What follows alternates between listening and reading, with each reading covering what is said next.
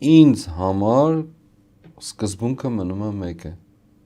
Գողացված է իմ կենսագրությունը, գողացված է իմ պատիվը, գողացված է իմ ուրախությունը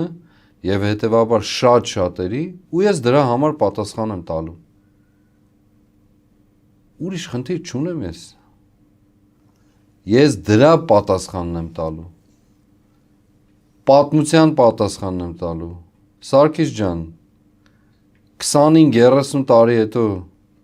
երբ ոչ ես կլինեմ, ոչ դուք կլինեք, կարող է դուք լինեք, ես չլինեմ։ Աստված երկար կյանք տա բոլորիս։ Չէ, օրինակ, ավելի երկար ասեմ, որ հավանական լինի փաստը։ Դուք տարիներով սփյուռքյան կյանքից անցած մարդ եք, աղետների ընտանիք, որ աղետների միջով է անցել, ողբերգությունների, ցեղասպանության։ Ձեր ընտանիքում տեսել եք այդ ամեն ինչը, ապրել եք այդ ամեն ինչը, պատմությունները լսել եք ամբողջության մեջ։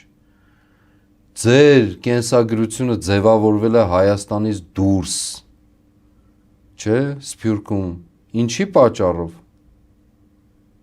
Ձեր ցանկության, հա։ Երբեք։ Ահա։